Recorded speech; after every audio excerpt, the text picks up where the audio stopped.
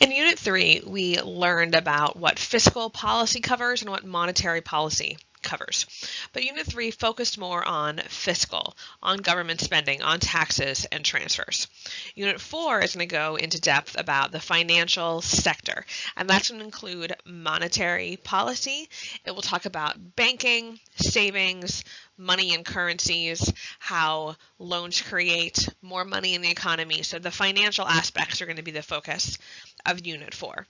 So we're going to see where money comes from, how money multiplies, and what it does to the economy at large.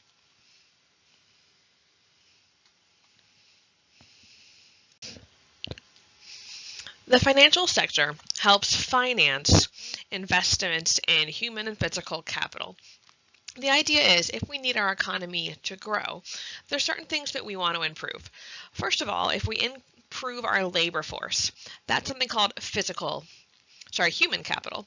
Capital are tools and pieces of equipment, but human capital is the idea that if your workers are better educated and healthier, they're going to be able to be more productive, and productivity can lead to long-run growth. So at the bottom here, it says our government is the one that invests mostly in human capital. So for example, we spend money on public education, that schools are free in America. We also have a lot of rules about what you're allowed to eat in schools, the vending machines that are open, what school lunches can serve, because we care about nutrition. We have the food pyramid, or there's, I think, a new plate idea now, but the concept is that the government is involved in telling people what nutritional things they should have on a daily basis. The government also requires certain vaccines at different ages because they want to make sure that their labor force is healthy and that we don't have epidemics of diseases spreading around if we can prevent them.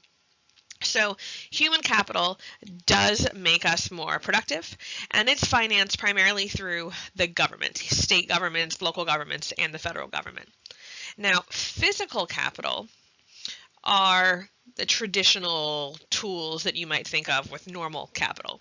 So factories, shopping malls, machinery, but this is also going to be technologies, new equipment, and investment spending, which is spending by firms, is going to be doing a lot of physical capital. So maybe you're buying a new location, maybe you're buying better machines, better tools, any of these things.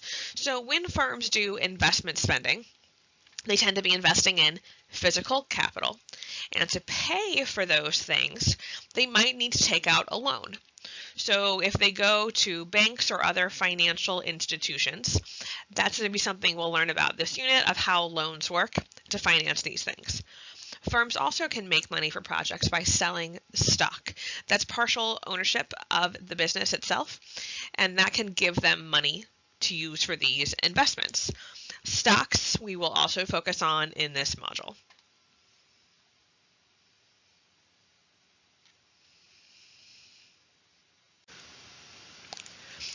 The first part of this module focuses on a major equation called the savings, investment, spending identity. So we have a simplified equation that you see here.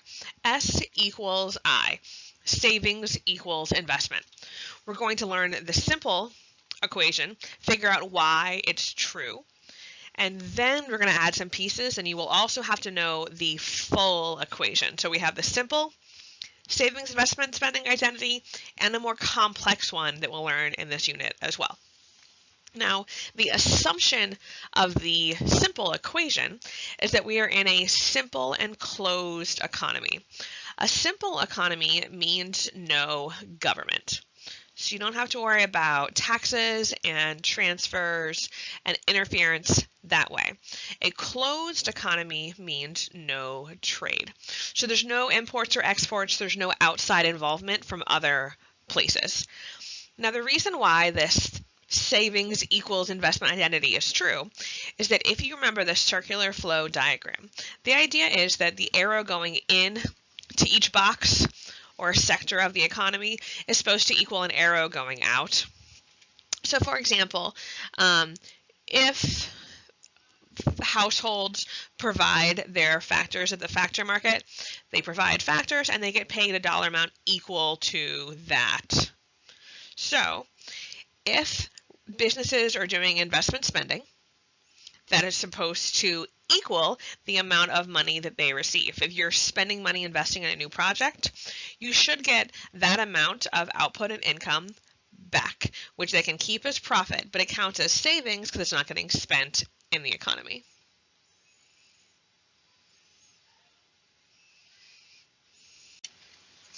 We learned the simplified equation that savings equals investment spending, S equals I. But now we're going to go through a mathematical proof and see why this is actually true. So we're going to add each step to see how it adds up to just be S equals I. So first of all, another rule that we know in the economy is that total income equals total spending. In that circular flow model, all the money that goes into the economy is income from households, from businesses. If businesses earn profits, they can spend more. If households are doing really well with more income, they can spend more. So all of the income that goes into households, businesses, etc. equals all the money that goes out, the spending. So you can't spend money that you didn't receive from somewhere else. So first of all, total income equals total spending. Next, when households and businesses receive income, they can do two things with that money. Remember how disposable income, you can either spend it or save it. So spending is consumption, C, and then saving is S. So of the total income that households receive, they will spend some, they will save some, so we have total income equals C plus S. In terms of spending, spending can be consumer spending or investment spending. Now you might say, well, wait a minute, we have other types of spending in the economy, and the types of spending are consumer, investment, government, and net exports. So why do we not have G and XM here? Well, remember the assumption is that this is a simple and closed economy. Simple means no government. Closed means no trade. So the only two types of spending that we would have left would be consumer or investment spending. So finally, our total income. So from the above, we have total income equals total spending. So if we take the total income, we saw that total income equals C plus S. So we put that on this side. And then total spending equals C plus I. Now, consumption and consumer spending end up being the same thing because consumption is spending done by households, that is consumer spending. So these words really are the same thing. So you can cross out, you can see from each side, if we subtract it from each side, it disappears. And we're left with our savings, investment, spending identity. Now, if this page was confusing to you, that's okay. I'm not going to make you do this proof. This is just for people that don't really buy into the savings, investment, spending identity and they want it to be proven. So as long as you know S equals I, that's fine. You don't have to be able to recreate the entire way that we got here.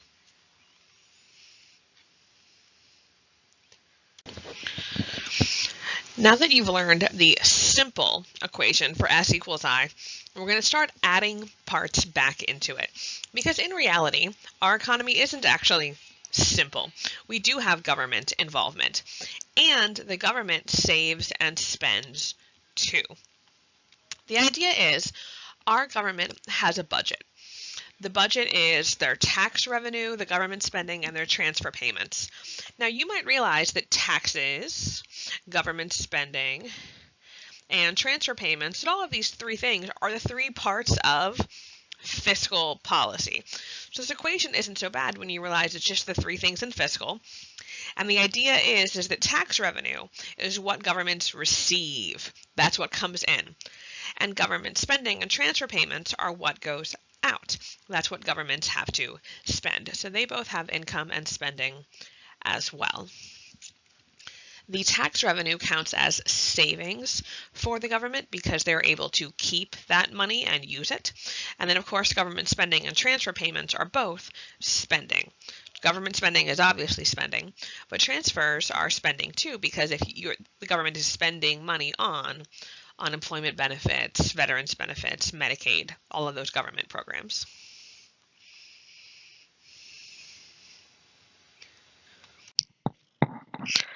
The budget balance equation can be shortened to BB, and these are the three different parts of fiscal policy. So we have tax revenue, government spending, and government transfers. It's written in this way because tax revenue comes in to the government. That's the savings, that's the money that they earn. So that's a positive value. And then government spending and transfers are both money that go out of the government. So they're subtracted from the equation. So as long as you remember the three different things that we can do in fiscal policy, and that tax revenue is the only one of them that earns the government money, this equation is actually pretty easy to remember how it all works. So budget balance overall, if it is greater than 0, that means the government has a surplus. So if it has a surplus, it's making more money than it's spending, which equates to the government saving money. We're talking about savings and investment spending. So a positive BB would mean that the government is saving. If the budget balance is less than 0, we have a deficit. So they spent more money than they earned this year. Often they have to borrow to make up the difference. And one fancy econ word for not saving is dis-saving. Kind of like when you disagree, you don't agree. So dis-savings is just not savings. And I want you to be aware of that word in case you ever see it on a multiple choice question. So in a surplus, the government is saving money. In a deficit, the government is not saving any money that year. It's negative or dis-saving.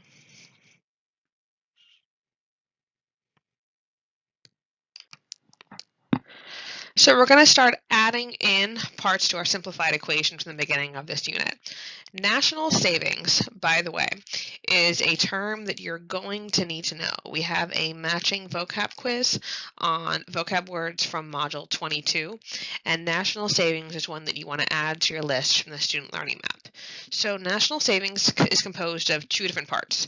Private savings are the savings from households. Private, when we're talking about governmental things, are just things done by citizens, in this case households. The budget balance, as you remember, tells us if the government is saving money or not.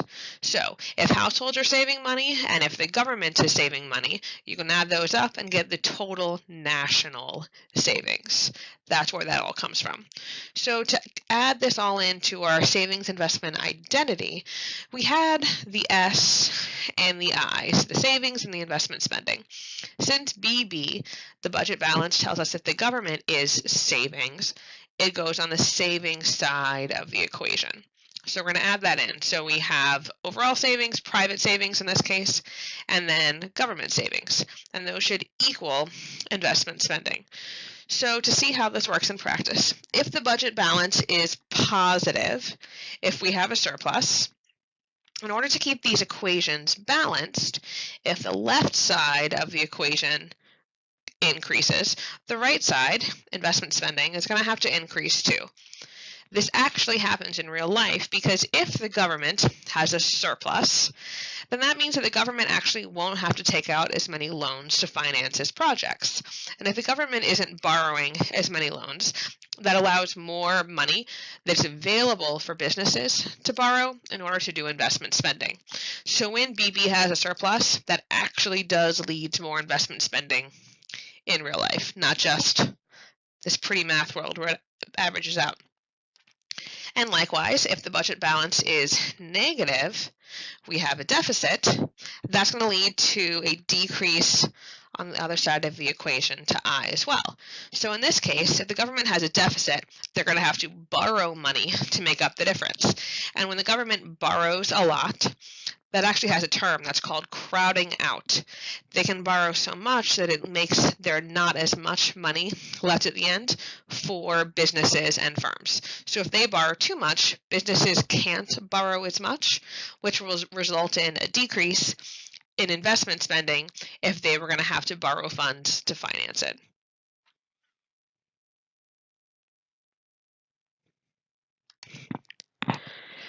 The final piece of the puzzle is we made an assumption at the beginning that the economy would be closed.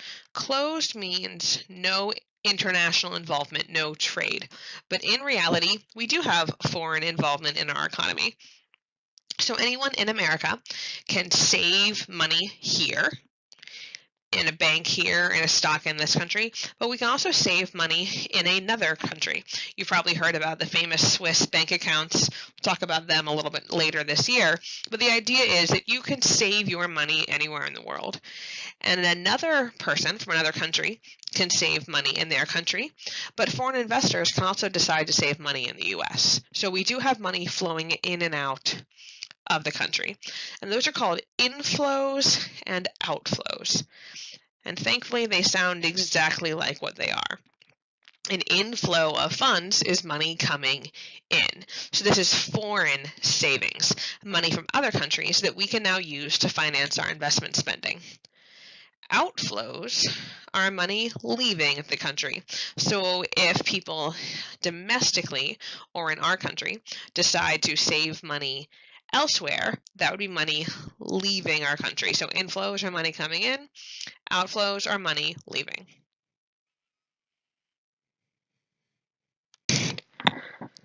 So one more term that I want to make sure that you add to your vocab list are capital inflows.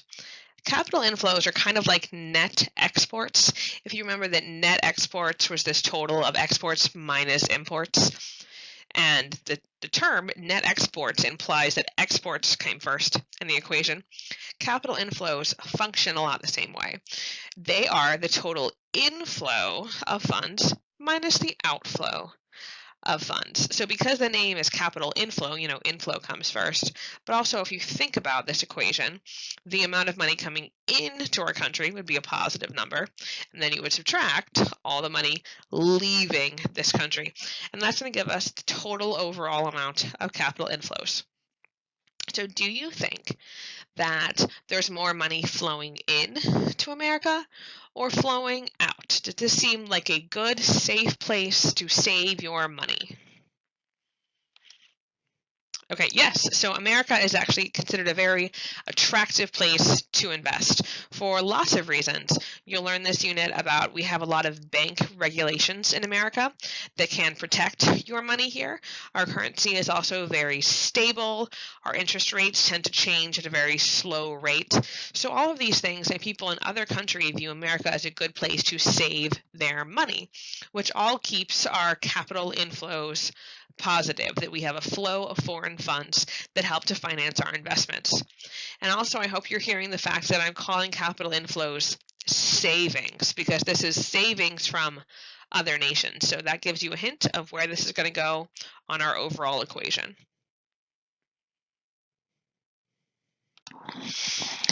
So now we finally have the full and complete equation. The simplified savings investment identity is S equals I. But if you're ever asked for the complex equation, that's this one. So we have savings plus budget balance plus capital inflow equals investment spending. So not only do you want to make sure that you know this equation, but you also need to know what each of those abbreviations stands for. So that's something that's very important to keep in mind. Capital inflow goes on the savings side because this is savings from investors of other nations. And then finally, to see how the math of this works, if capital inflow increases, if it's greater than 0, then we have more money coming into the country than going out. And that's going to lead to an increase on the other side of the equation, investment spending, to keep it balanced. And this makes sense because if foreign investors are saving money in our banks and in our stocks and things like that, that leads to more money available for businesses to do their investment spending. And in the reverse, if capital inflows decrease, if they're less than 0, then we have less foreign investment coming in. And if we have less foreign investment, the amount of investment spending that we can do in this country is going to decrease due to the lack of those funds.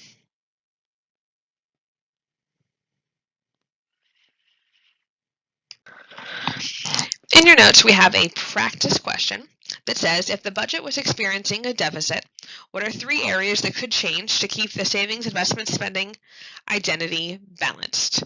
And how would each area change? So first of all, if the budget is experiencing a deficit, which variable in this equation would be affected? Deficits refer to our government and the budget balance. So that's telling us that BB is negative. So of the three things that leave savings, capital inflows, and investment spending, that all could change. So if we're going to do savings first, which direction would savings increase or decrease to keep this equation balanced? If savings would have to increase, because if one side, now on the left side of the equation, budget balance decreases, savings increases, that could lead to an overall balanced equation. And then what would happen to capital inflow? If budget balance is down, capital inflow would increase. Same idea. So on the same side of the equation, if one goes down, the other goes up, we're good to go. Now finally, investment spending. If budget balance is experiencing a deficit, what would happen on the other side of the equation? Investment spending would decrease. So those are the only three things that would happen that would keep everything fully balanced.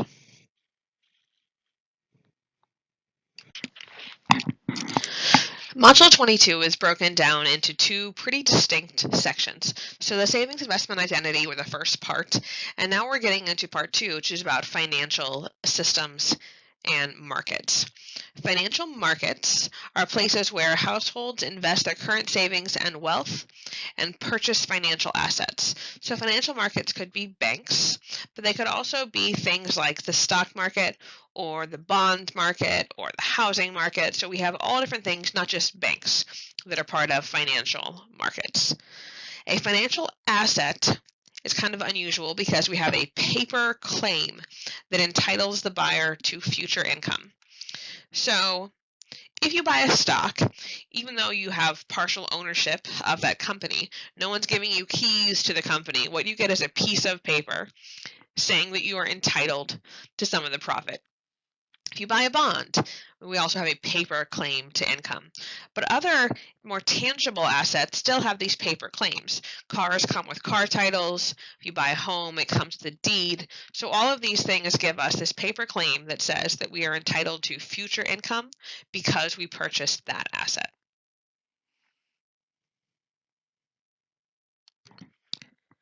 There are three tasks or functions that financial systems do for our economy. The first task is to reduce transaction costs. These are the expenses that you pay when you're negotiating and executing a deal. So we could be talking about a business transaction or a financial transaction, an investment transaction. The metaphor here that we have is that if you wanted a loaf of bread, you could go to a baker. If you wanted apples, you could go to an orchard. If you wanted eggs, you could go find somebody who had chickens. But all those individual transactions would be very inefficient.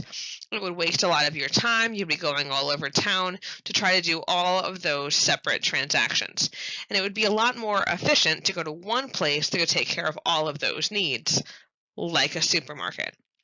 So financial systems are supposed to help because you don't have to take as much time and money and anything that would be inefficient for the overall economy, and you can just go to one stop.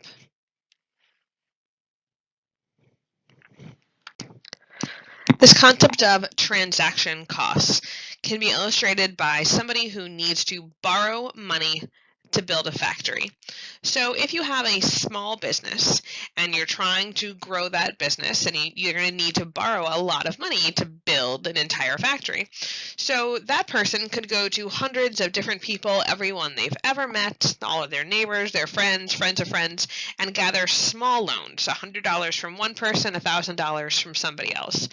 But each individual loan would need to be negotiated. They might each have different fees and different terms. Someone might charge them 5% interest, some might charge them 3% interest. But you can imagine that it would take a lot of time to do all of those different individual transactions.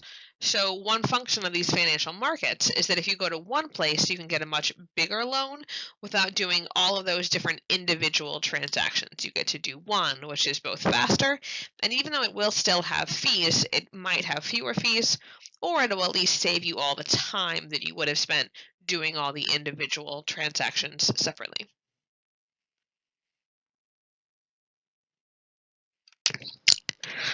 The next function that financial markets do for our economy is that they help to reduce risk from individual businesses.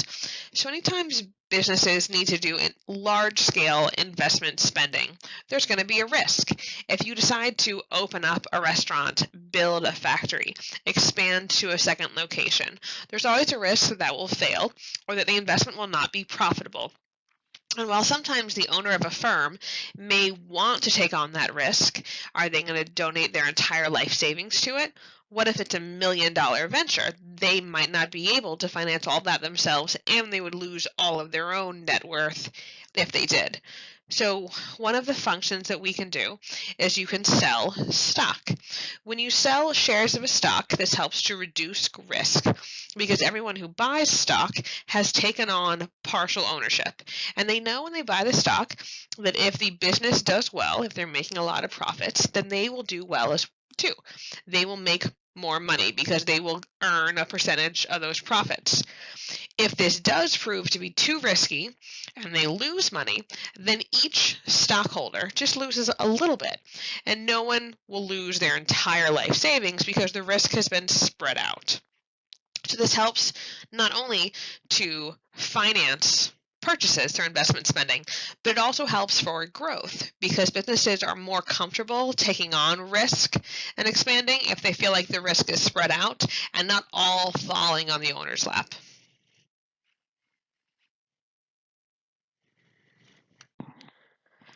Another vocab word that you'll need in Module 22 is diversification.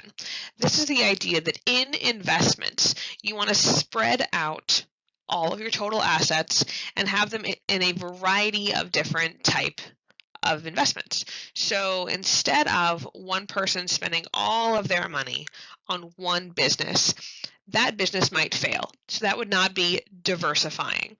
You also don't want to do all of your investing in one type of business. So let's say you only bought stock in cell phone companies. Even though it's more than one company, it's still only one type of business. So if that business, if that industry suffered a major issue, you still could lose all of your money. So the idea of diversification is that you're trying to spread out the assets into different businesses, different areas of the economy, and also different risk levels. And that way that if something individually goes wrong, you wouldn't lose all of your money in one bad investment because it's all spread out.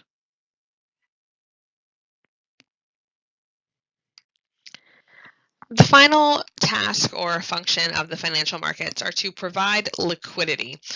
Liquidity is one of my favorite econ words. Liquidity is the ease through which an asset can be converted into cash. A liquid asset is an asset that's very easy to sell and to convert into cash. You might have seen old commercials where they'll say liquidation sale, everything must go. And the concept is that they're trying to convert all of those assets into cash as quickly as possible. You're liquefying your assets.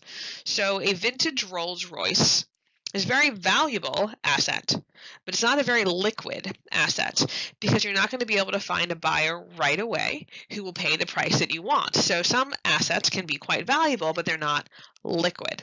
A savings account is very liquid because you can access that money very easily and take it out into cash whenever you need it.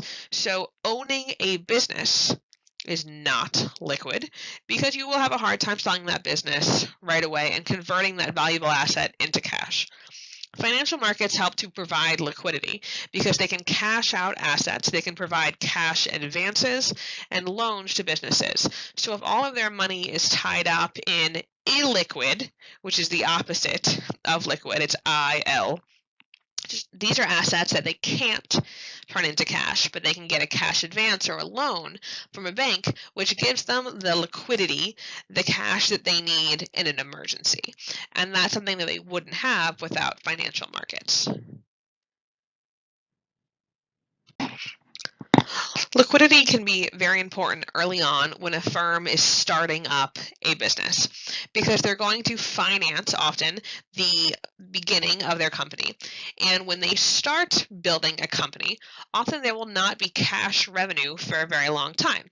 So when you think about it, when you're opening a restaurant, it might take months before you can actually have any paying customers.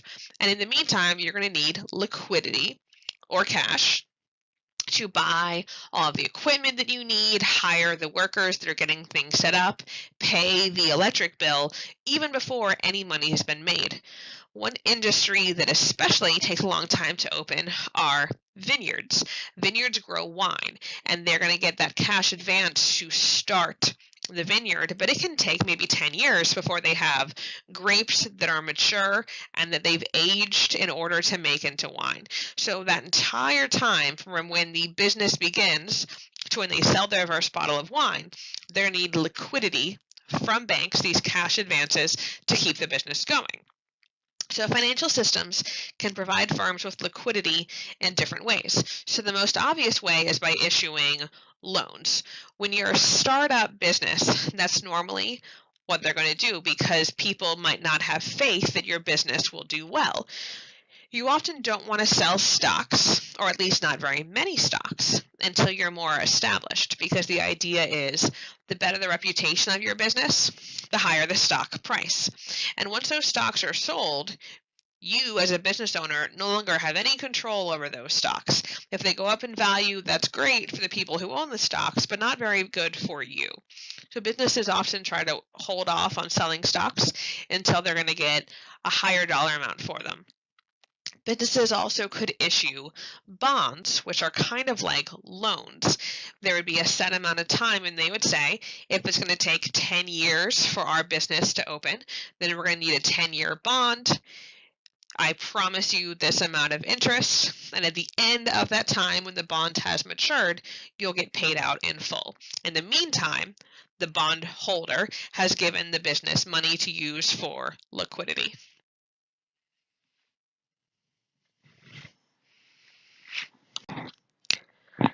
Now that we finished the functions of financial markets, we're going to get into the types of financial assets.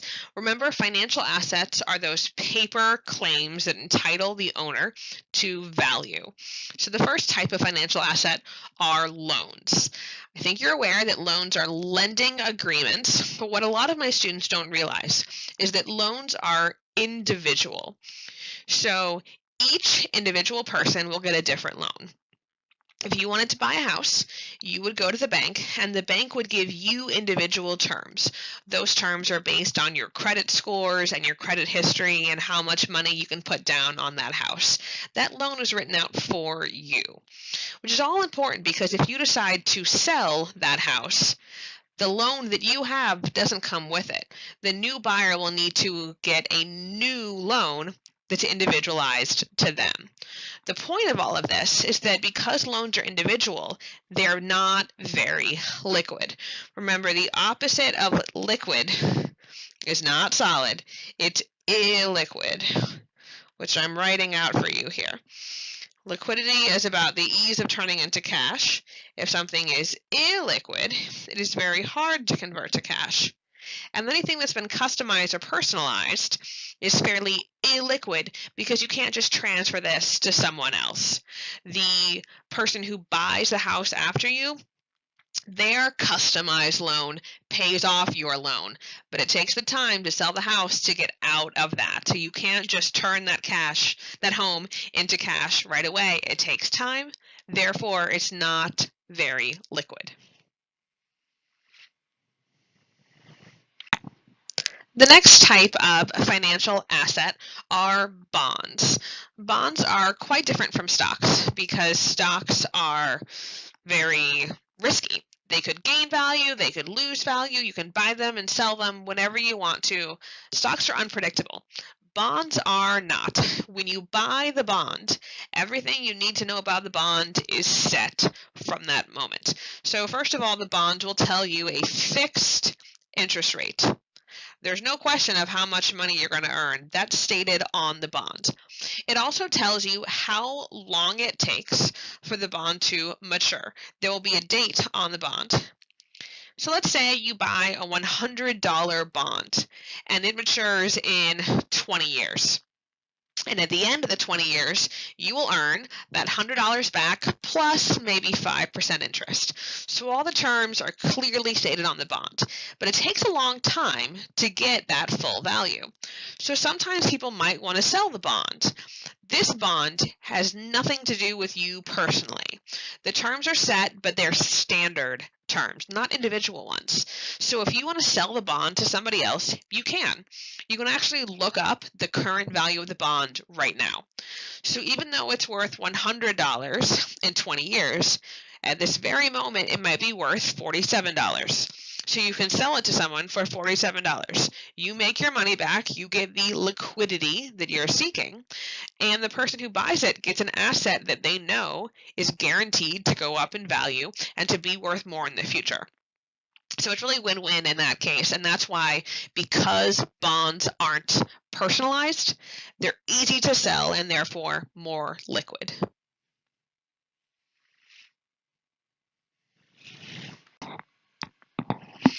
We've learned that loans are individual and that you can't sell your loan to somebody else because it's been customized to you. Now, there's something completely different called a loan-backed security. And that's the idea that sometimes banks will package up maybe 1,000 different individual loans. And what they'll do is, in order to spread out their risk or diversify, they'll say, I have 1,000 different loans. You can buy a share of the loans. You're buying into this pool. And so if everybody pays back their money, then you earn some profits on those loan-backed securities. If some of those individual loans fall through and some of those people foreclose on their house or declare bankruptcy, the risk has been spread out because it's not one person holding that loan. It's a whole collection of individuals and everyone owns a small percentage of it. Therefore, we have the diversification because risk has been lowered, but we also have liquidity because you're not controlling one person's individual loan. You're just buying into the share that a bank owns that's no longer personal because it's 1,000 different loans and you're just owning a percentage of the profits that are generated from that. So this is a way to earn money. That's why it's an asset, but it's much more liquid because it's not personal to you.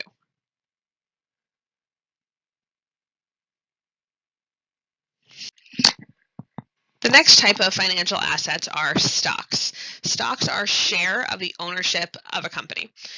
Businesses can either be called publicly held or privately held. A publicly held corporation is one that has sold some of the business in stocks. That's why it's publicly held. A lot of people are partial owners of this business. Privately held companies do not sell stocks. All of the profits, all of the risk is contained by the individual owners of that business. So to be privately held, the pro is that you keep all the profits yourself. The con is that you keep all the risk within your control as well.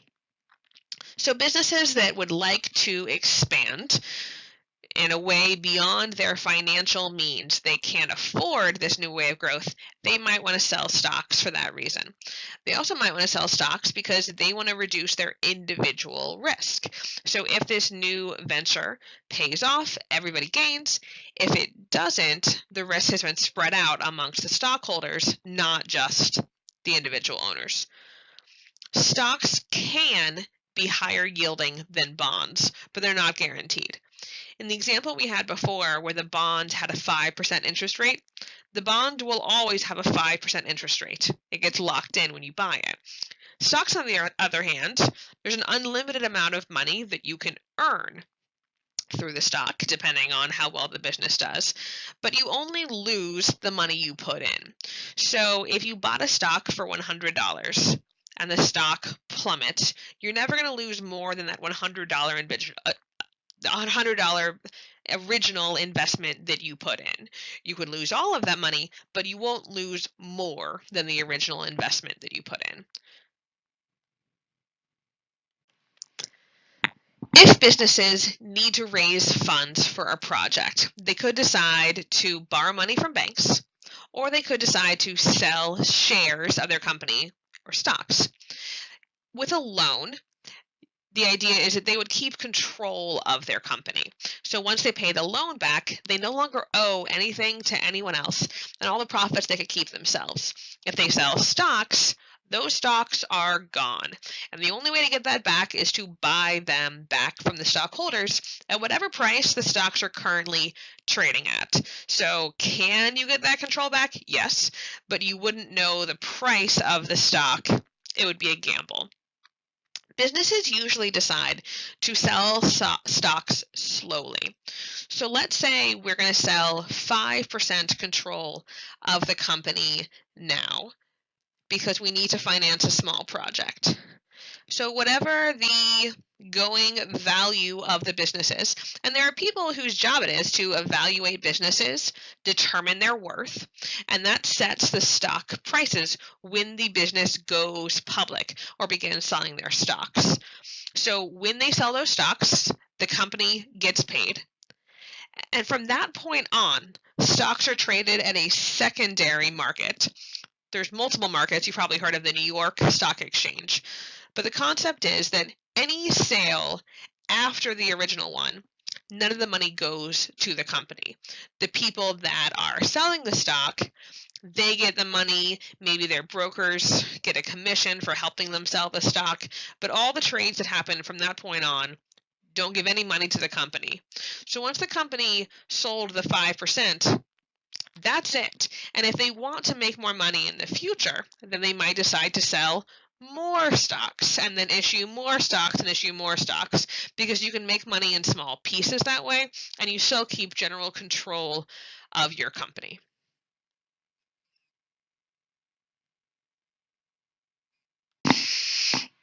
We talked about financial markets. And the last section here is financial intermediaries. An intermediary is a go-between, a middleman. These are institutions that gather money from individuals and they transfer them into assets. So the intermediary, it looks kind of like intermediate. This is the middle level, the go-between. They will help people turn their money into assets. The first type of financial intermediaries are mutual funds. So we saw the concept of loan-backed securities, how instead of buying one loan that you control, there's a whole collection of 1,000 loans and you buy a small piece of it.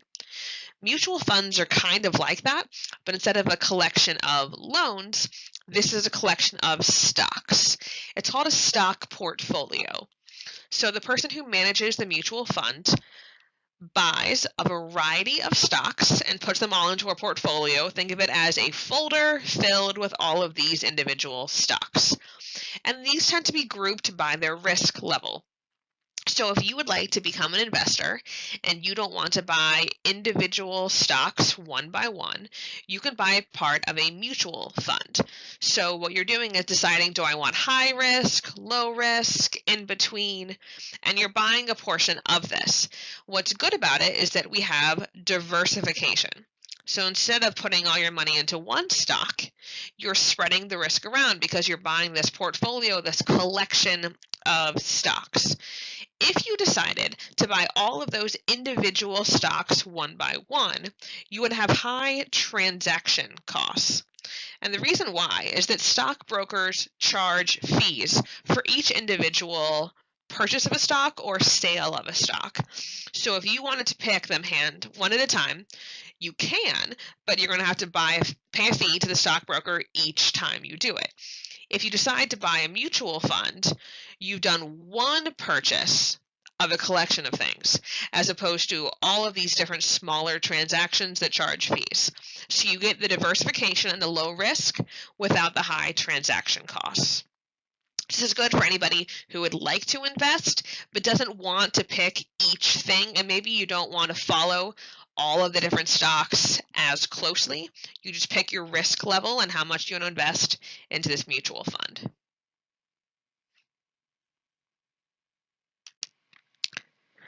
The next two types of financial intermediaries are pension funds and life insurance companies. So both of these things are businesses that collect savings and pay out the money later. The main difference is when you get paid. So a pension fund, you get paid when you retire. So in this case, often they help to invest money. So maybe 100 employees of a business all would like to pool their money. They can buy more investments as a group than they could individually. And the pension fund would start paying the money once they hit retirement.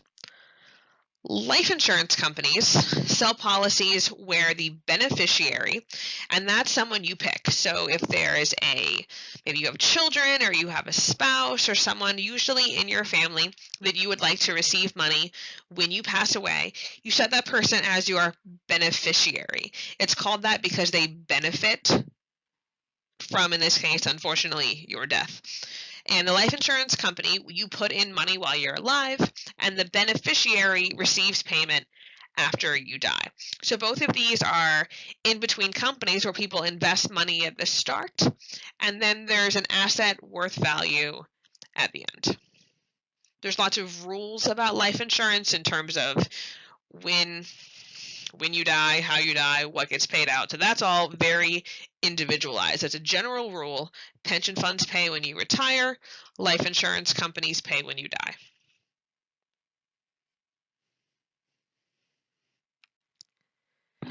The last type of financial intermediary are banks. This is the most obvious one that you probably think of first, where people bring their money to banks and they get turned into assets.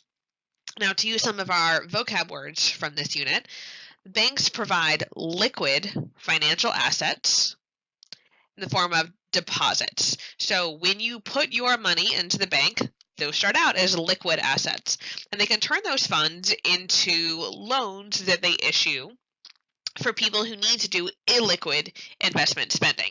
So let's say you deposit money. The banks can use that money to issue loans to other people. The money is still in your name, but when it goes to the bank, you know that they're going to use the collective pool of accounts at their disposal and loan out a percentage of them to borrowers.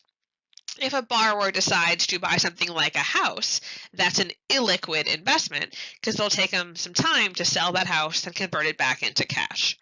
So banks know that when they lend out money, the money they lend could be years. Loans for cars can be 5 years, student loans are often 15 years, and home loans are often 30-year periods. So banks know that some of the money is tied up, but they need to keep some of the money at the bank location because depositors, people like you who have a savings or a checking account, could walk into the bank and demand some of the money, and you need a withdrawal, you need cash.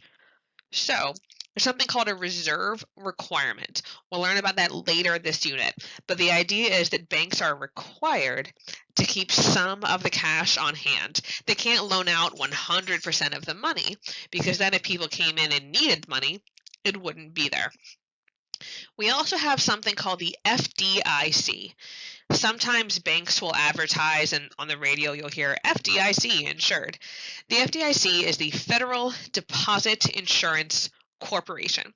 So one of the reasons why capital inflows are so popular in America is that our banks have these protections. So if you put your money in the bank, you know that even if the bank does some unwise lending, they give out more loans or bad loans to people that they shouldn't, banks don't fail the way that they used to. We'll learn some of the history and how people would go to the bank and the banks wouldn't have their money and banks would close and people would lose everything. That doesn't happen anymore because the federal government, FDIC, provides deposit insurance. So for each individual bank account that you have, up to $250,000, it's guaranteed by the government. If the bank does some unwise practices, your money is safe and they will pay you back up to that amount. So if you have more than $250,000, You could split it up into different bank accounts and they would each be guaranteed. Although, frankly, there's a lot of better things that you can do to earn more money than to have more than $250,000 sitting in the bank. So we'll learn later about some other types of investments that would be higher yielding. But the moral of the story is, as long as you have less than $250,000 in one bank account, that money is safe because of FDIC.